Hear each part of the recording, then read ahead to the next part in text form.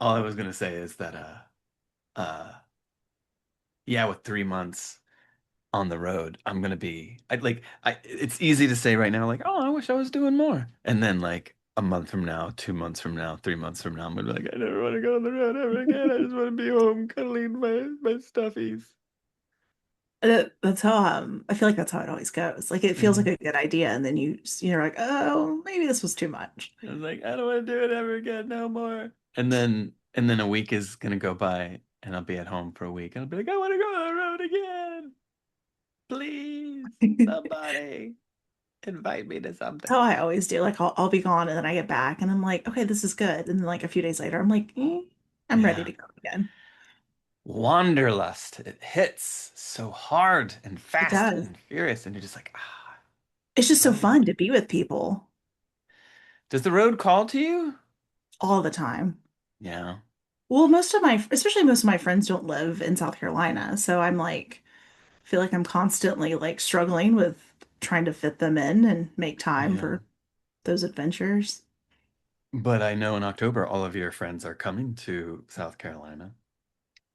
They are to Camden, South Carolina. Yes. Which is just a hop and a skip, isn't it?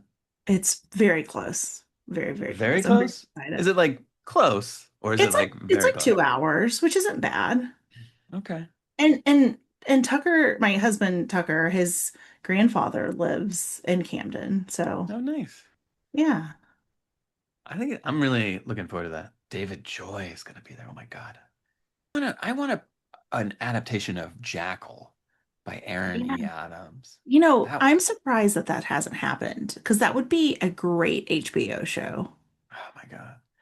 I mean, I think it's probably not happening because of, KG, that low grade racism of like, oh, not enough people will watch this. Like, it's like too, like, like, it's that nervousness that execs get around things that become niche because Yeah. of race or because they don't think a wider audience will watch it because it's a story predominantly for or presented, about non-white people. And Yeah.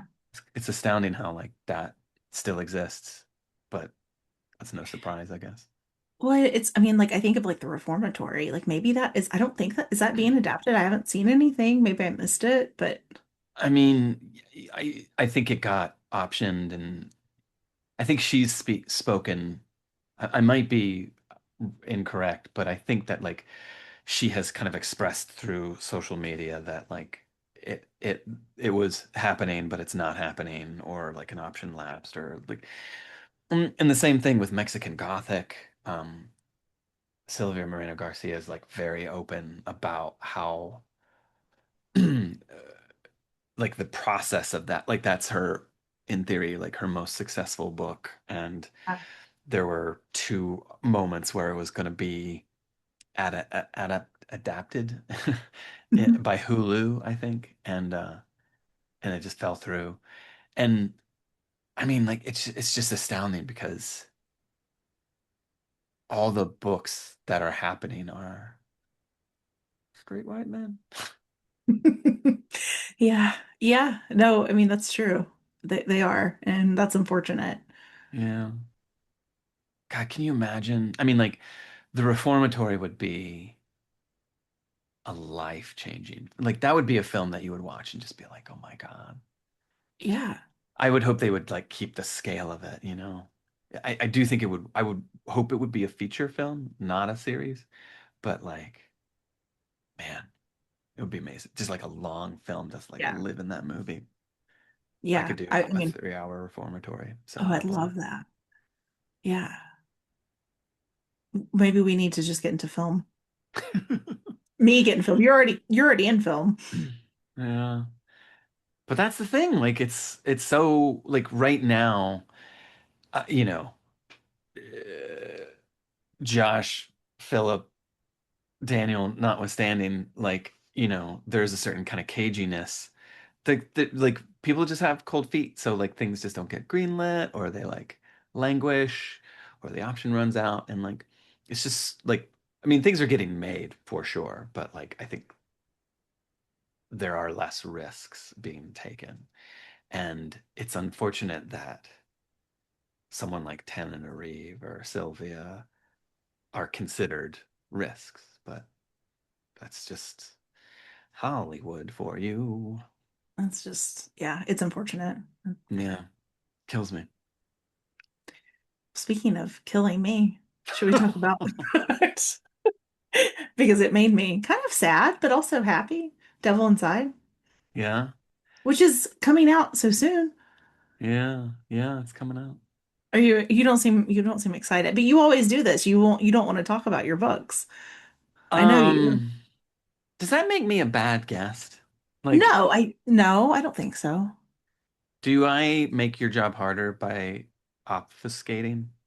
You don't make it harder, but you do make the edit harder, especially on book club, because I'm like, it's the Wild West sometimes when you're on, and I don't know what you're gonna say or What? what other people are gonna Well, say. why edit it? Just do it a kind of I guess undiluted, I could. like I this is the raw, varnished truth. You I just never know genuinely where it's gonna go. I genuinely thought you joined as Donna Tartt the other night. And I was like, and then I called this person out, and there is someone actually part of book club named Donna Tartt. And so I had to email them and I was like, hey, I'm really sorry for calling you out. Mhm. I thought you were the Donna Tartt. They didn't answer. They also didn't ever come off mute. Like, I don't know, but I thought it was you. Can you imagine? I would, I mean, I might do something like that, but I don't know. I like if I got called out, I would be like, "Yeah, hi, it's me." That's what But I I don't know if I thought. I would. was like, well, yeah. I don't know if I would pick Donna Tartt as like my nom de plume, my It's a it's a my weird zoom choice. de plume. It was, I mean, I don't know. Yeah. Surely it's not actually Donna Tartt. I mean, do we know? I mean, no one know. Like, what is Donna Tartt? What's Donna up to right now? Not writing any books, apparently, which she needs to, but I mean, she could be working 10 years on her next book, and it'll be worth the wait. And we'll be a yeah. little bit closer to death, but like we'll have another Donna Tartt book in the world. Well, if it is her, I hope she had a good time. Like I've heard a few interviews with Donna Tartt, and I know she has a southern accent. Does she really? I think, like, yeah, Where is she from? Mississippi, Huh. Kentucky, I Mississippi. always thought she was from up north. Mm, no. Well, I mean, maybe it's her. I don't know. I tend to doubt it, but it's a weird name for someone to pick. Yeah, I mean, it's a choice cut, but that's kind of cool. I appreciate their game. And if it is really the actual true Donna Tartt, she's just out there. She's like, I'm not gonna hide it. I'm gonna say it's me, but that's your problem to But deal with. What's scary is that we're at a time right now where like every morning I wake up and there are like three or four emails of like some bot, some AI bot that's basically like, "Hi, I'm so and so, and I want to say that your book is amazing, and you should join our book club." And but sometimes it's like, "Hi, I'm David Fincher," or "Hello, I'm Stephen King," and like, and you're just like, on any other day, would I fall for this? And like the want like when it's a non-celeb kind of bot, it's just some kind of like I'm Flibberty Flabberty Pants. You like wanna like there's like that millisecond. It's like just an infinitesimal moment where it's like, I really wish this was true, that people were emailing me to say these nice things. And like you can't believe, even for a second, but like no. you wanna like it's like, what if today I actually get an email from a human being saying these instead of like beep blop bloop, we love your I book. I I have to like if it's an author I haven't really talked to before, like the first time I emailed Krause, I was like, I promise I'm a real human, not a bot. But like also, will you please come on my book club? I mean, yeah, it's hard to like trust is tough. I succumbed to, I'm gonna admit this. This is like a double confession. I'm going to confess up front that I am still on Twitter, which anyone, worth their salt would not be, but I am. And I got hacked because somebody DM'd me and asked me to do something, like click a link, and I trusted the person. I believed the person. I thought it was the person, and it was in fact that they had been hacked. And by clicking that link, they hacked me. And now I'm like locked out of my Twitter Oh account, and they no. are spamming everybody, Oh no. doing the exact same thing that I fell for. And no matter how many times I have like, it's been days now. It's been like 4 or 5 days, and uh, I like email tech support and I'm like, this is not me. Like, how do I prove that this is, Yeah. and it's like always an AI bot being like, we've done an assessment and it seems like you are the one in control of your account. Blah blah Oh blah blah. no. Blah. And I'm like I can't even prove that I'm not me. That's frustrating, Yeah. but also really concerning. Strange days we're Yeah, living in. I know. I am gonna make you talk about this book though. Ugh. So I know. I'm sorry. I'm sorry. But it's gonna be fun. Okay. I think. You might enjoy it. Okay. Okay. Are you ready? Do you need a do you need a second? I'm ready. Okay. Are you sure? You don't seem ready. As long as you don't edit any of this out. I want to I make only it I want to make it a half hour through our conversation before talking about the book so that then people who are like, are they ever going to talk about the book? They have to make it to the 30-minute mark. Well, the problem I had, the only reason I really edit it is sometimes things happen and I never want people to think I'm like being braggy about anything. And so I'm like, oh, I have to edit that out. Or Okay. like, I don't know, but You I'll haven't try been not to. braggy. You Okay, haven't been that's fair. braggy. This has Okay. been perfect. This has been a lovely conversation. All right. Well, thank you. I love hijacking interviews to just shoot the shit. Yeah, you do Like it to why? everyone. Yeah. Why? What? I have nothing of interest to say. This I, is it. This is all you get. There's no gems of like creative wisdom. I have nothing.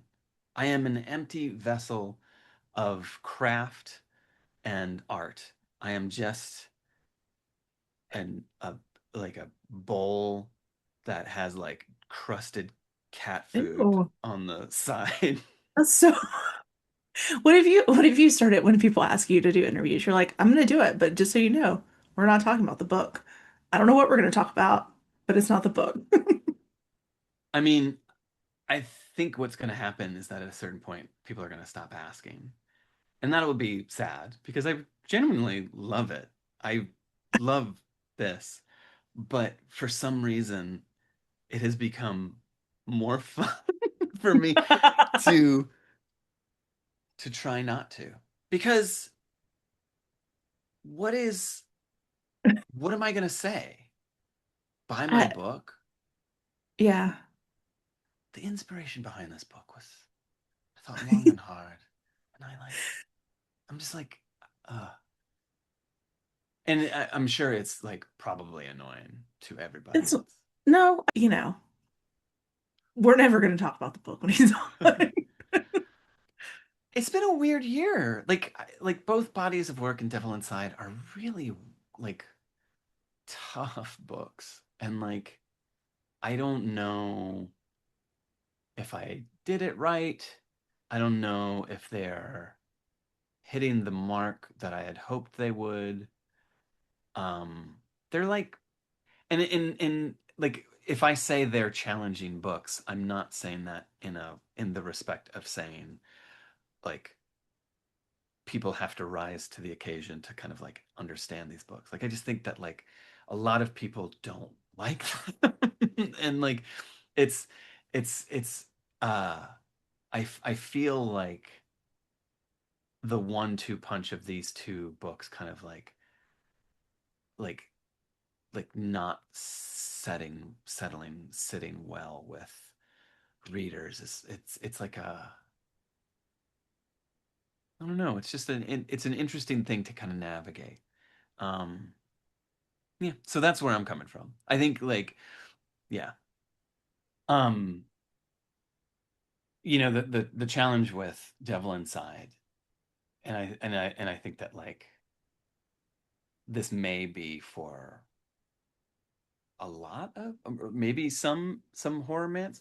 Like given the fact that there are two separate genres and that this book is positing that there can be a middle ground where horror and romance kind of coalesce into this this one joined union, that readers from horror will come to this middle ground and readers of romance will come to this middle ground and they'll enjoy the experience, um and I think that's a challenge because you know not speaking specifically about Devil Inside, but just kind of horror romance in general. But like maybe a horror reader will be like, this is too romantic for me, or a romance reader will be like, this is too horror for me.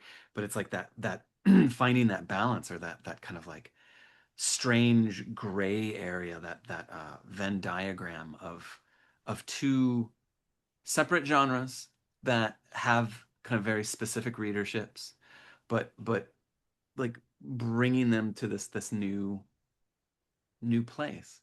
Um, and not everybody over here will go for it, and not everybody over here will go for it. And then if they do go for it and they try it, they might not like it. So it's like it's just this kind of diminishing um, uh, foundation. I don't know. It'll be so yeah. I feel like it's easier to get romance readers to read horror than it is to get horror readers to read romance. Do you think that's true? I think that's very true. And it's because for the year that I've been trying to like get people to read or buy this book, there's always been this like kind of refrain of like, I don't usually read romance, or I don't read romance, or I don't like romance. Like, and there's a version of that with romance as well, of like, I don't read horror, or I usually don't read horror, but romance is oddly more kind of elastic and durable, where there's like dark romance Yeah. or romantic, like romance has kind of permeated so many other genres and subgenres that it stands to reason that romance readers might be a little bit more adventurous or might take a chance. But it's still a chance, which is it's asking a lot. It's a big ask. I have found that's the lesson I one of the lessons I've learned with this book. Yeah. I mean, I get that. I think that that's fair.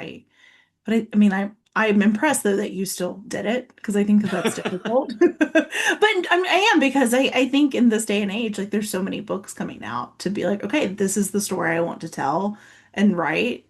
I think that takes some bravery. It'd be easy to kind of stay within like a box, and I feel like you're very good about, writing the story that you want to write. Yeah, is that smart? I I if think it I is.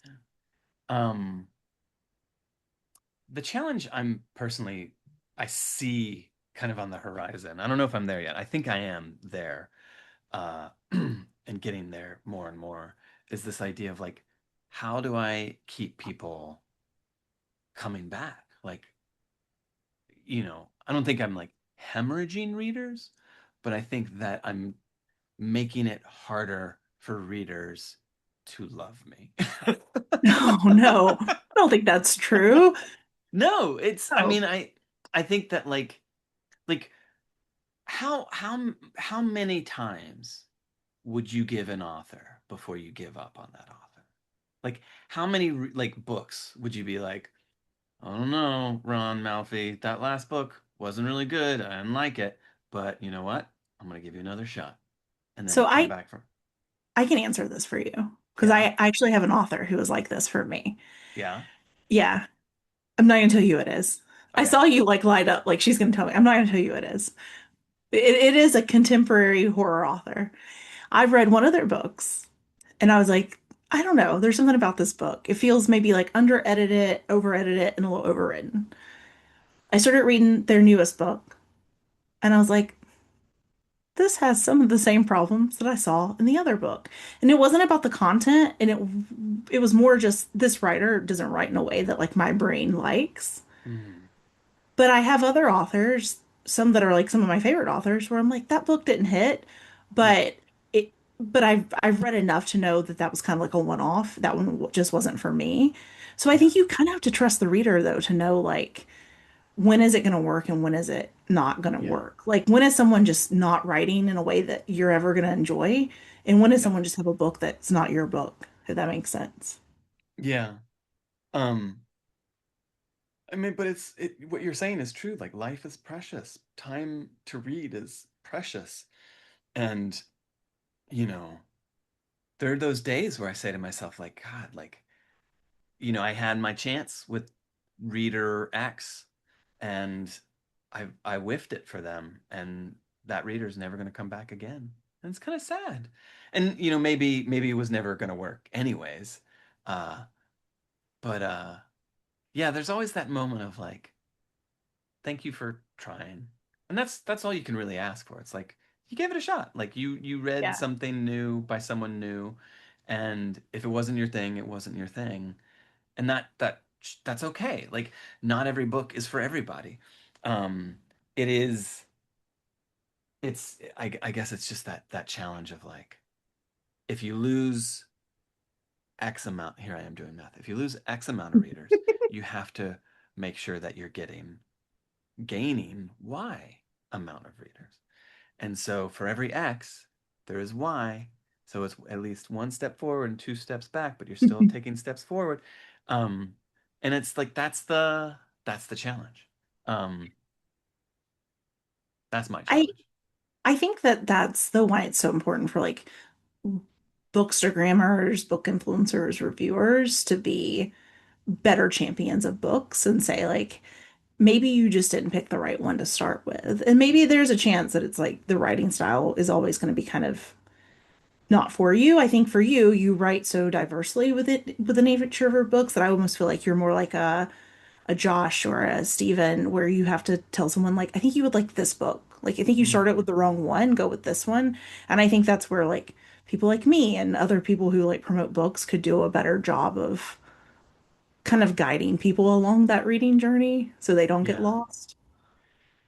I mean, how how amazing is it to think of like building up a body of work that then readers can kind of explore and acknowledge is like well this was Stephen's experimental phase and this is Stephen's radio hit and this is Stephen's poet laureate like and like knowing that not every book is going to be a hit or like hit for you but like Yeah. that body of work by that particular author is substantial enough to kind of like I can like explore, I can kind of like find my way through this. Yeah, that is a like that is a privilege that not many people have. So to be personally to be kind of building out that body of work, you know, the I guess the hope is like, well, if this one isn't for you, then maybe the next one is, but you could also look over here or try this one or test this one out. Yeah. I mean, I think that's why I'm glad that you do kind of like write what you want to write and not kind of maybe like what's expected sometimes of people in your genre. Because Mm, I think in the end it helps too. Like you said, like readers find what they're looking for. yeah. Yeah. Um, yeah, I just hope readers find me. That's me being selfish. I just want readers to find me.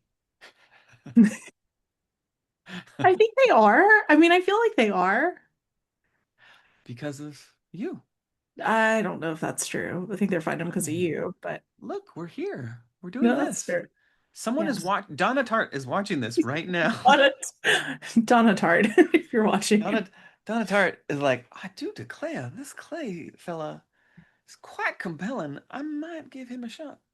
What do I you think might her try. favorite of your books would be? Oh God. It has to be what kind of mother, right? I mean,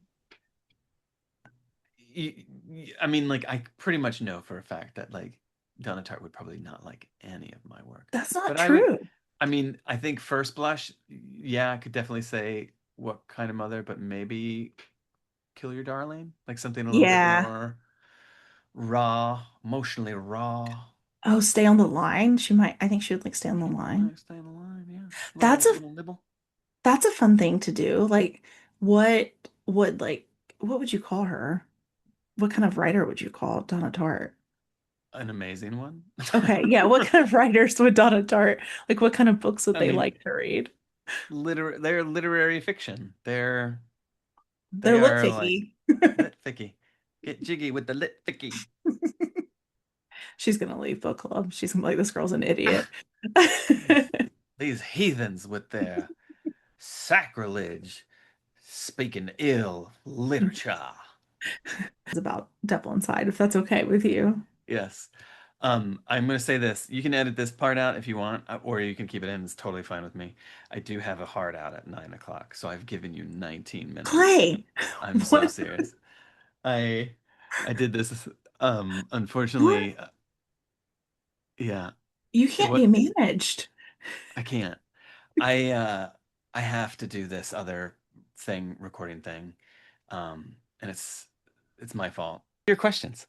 Okay, well now that we've talked for like almost an hour, um, I do want to talk about the line between horror and romance because I will be honest, I was expecting more horror when I went in, but I was pleasantly surprised at how you balance both of them.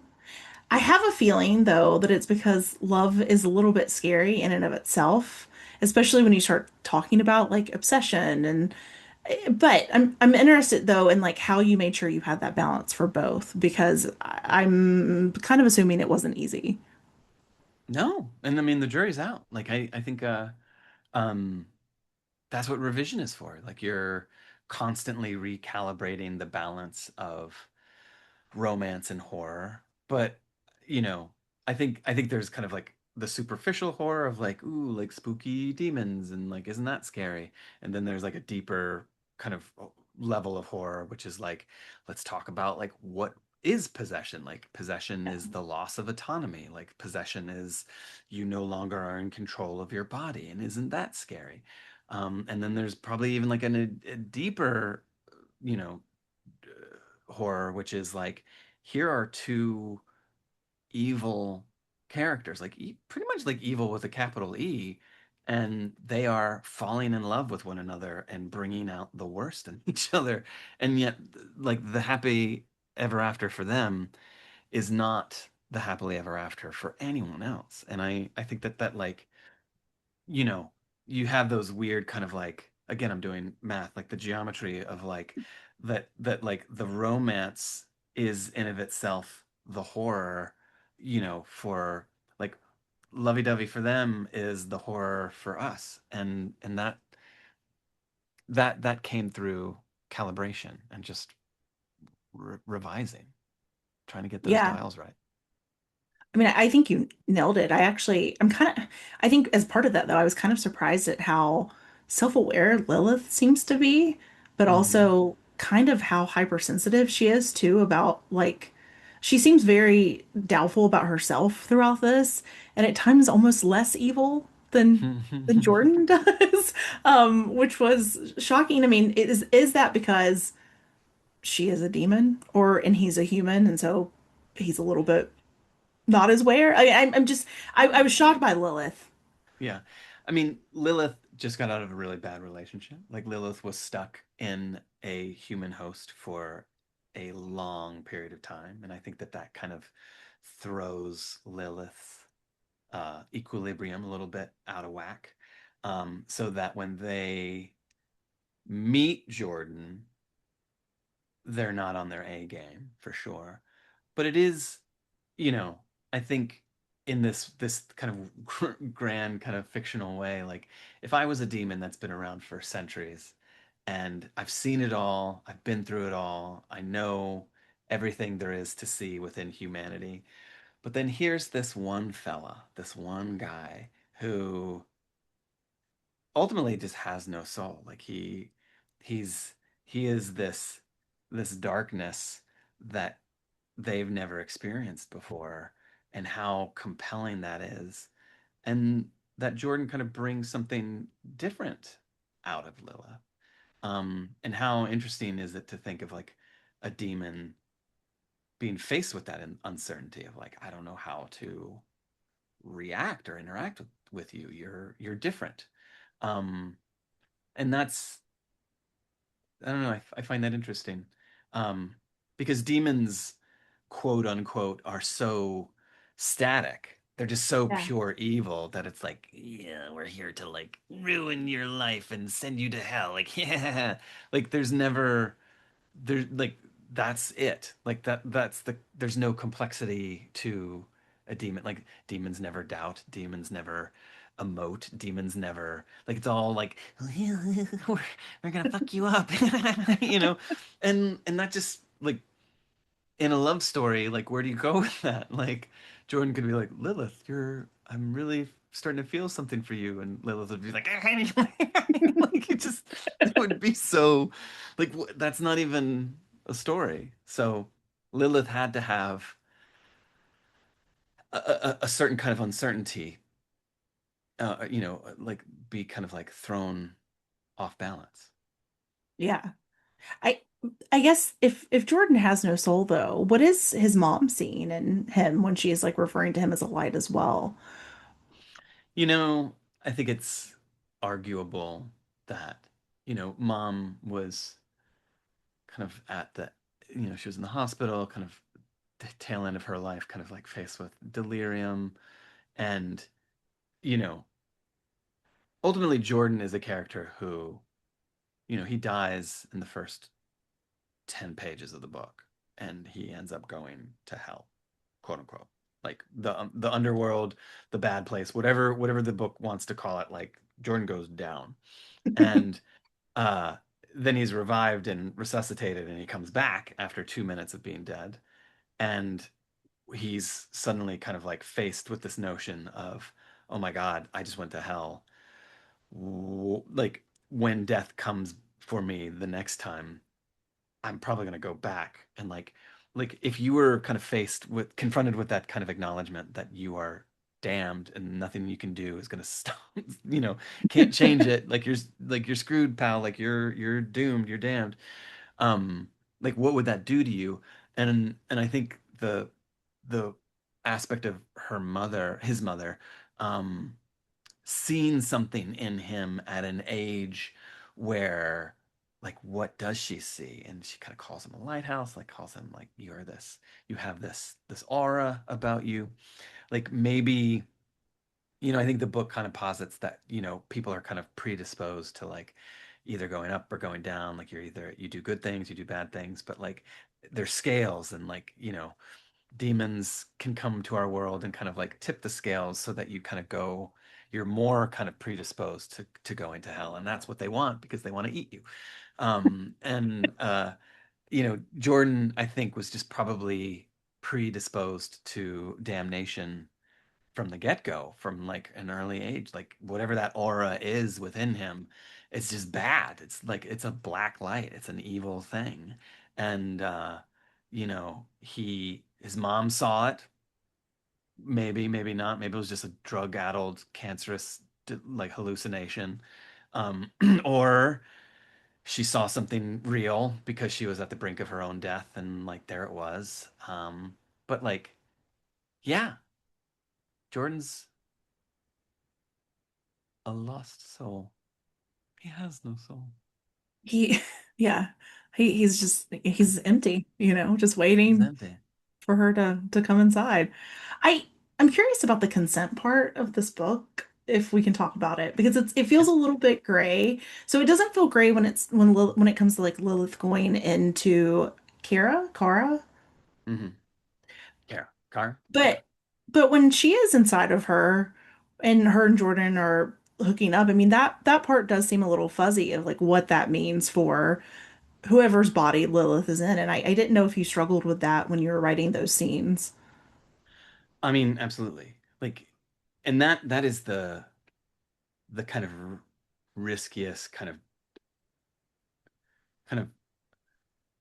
like the probably the most fraught kind of portion of this book. And I think it's this idea of like what is possession? Like when we talk about demonic possession, we're talking about the loss of autonomy by way of some kind of other entity entering our bodies and taking over, and we no longer have control. And that is really terrifying to me. Like I think of like if we just kind of look at demonic possession at face value, it is an assault, it is a violation, and it is uh terrifying.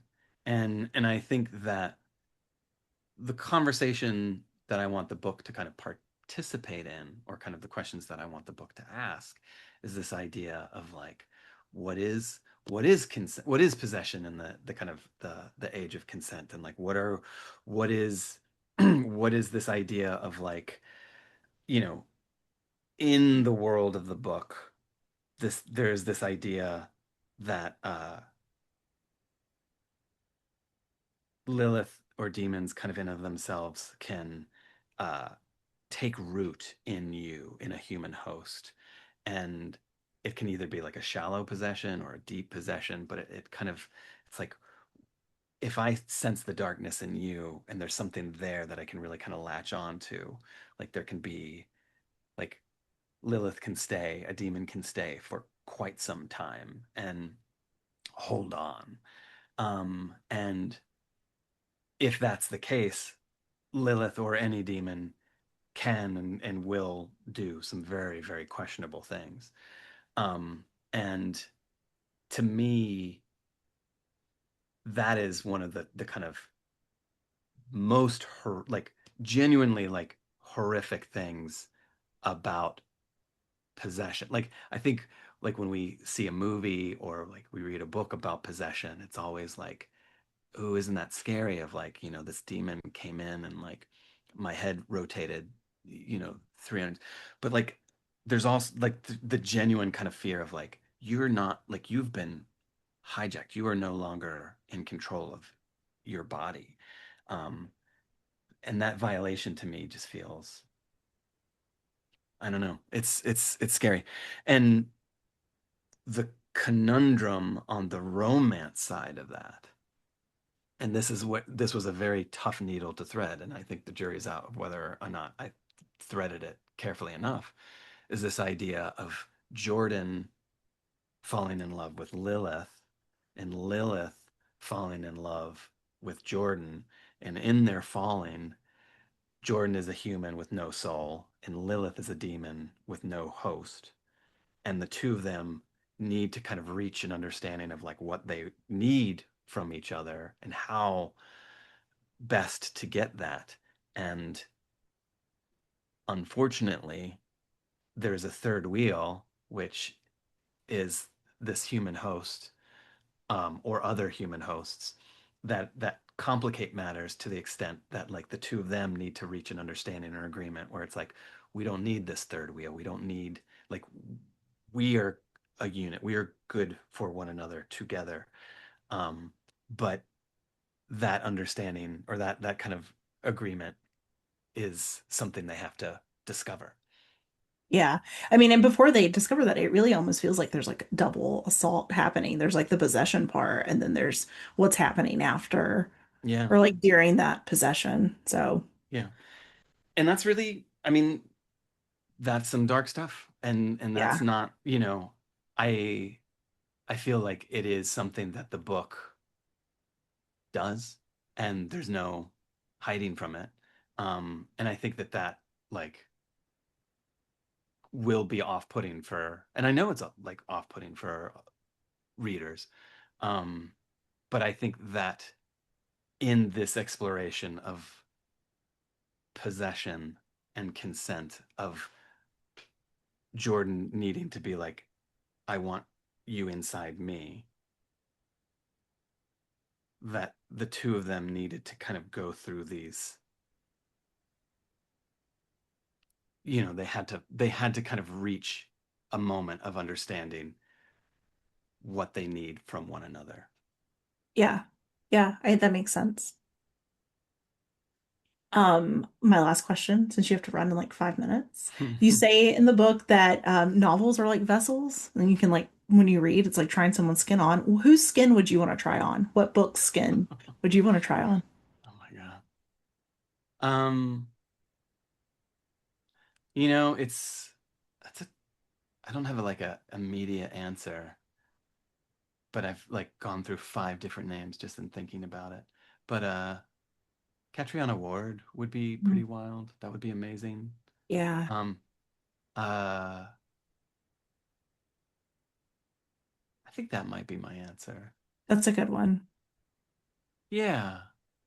Um, just really kind of compelling, kind of grounded, but like very cerebral and very like just like she just takes you to a place.